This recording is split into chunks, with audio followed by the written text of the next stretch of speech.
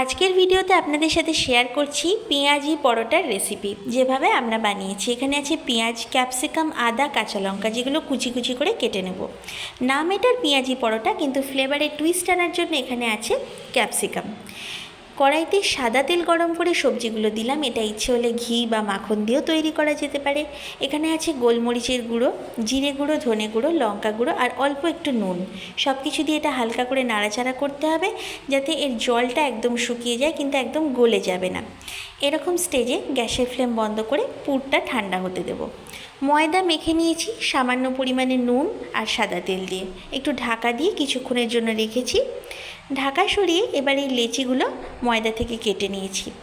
এবার এই লেচিগুলোকে হাতের সাহায্যে এরকম ঠুলির আকারে বা বাটির মতো তৈরি করে নিতে হবে।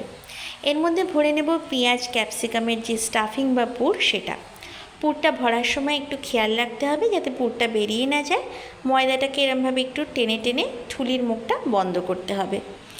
তারপরে এটা কিছুক্ষণ রেখে দেব। প্রথমেই বেলবো না, জাস্ট এটাকে রেস্টে একটু রাখতে হবে যাতে এটা সেট হয়ে যায়। তারপরে এটাকে বেলে নেব। এবার এটাকে ভেজে নিতে হবে।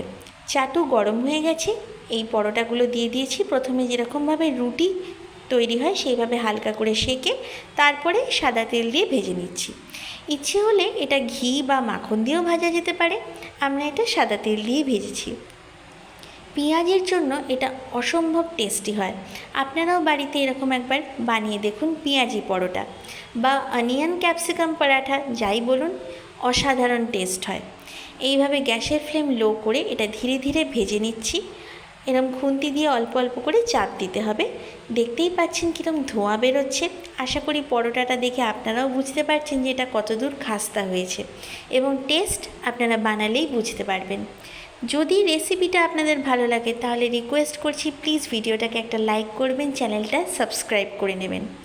দেখিয়ে দিচ্ছি পরোটাটা কতটা নরম হয়েছে। এরকমভাবে একবার বাড়িতে বানিয়ে নিন পেঁয়াজি পরোটা। ভিডিওটা দেখার জন্য ধন্যবাদ।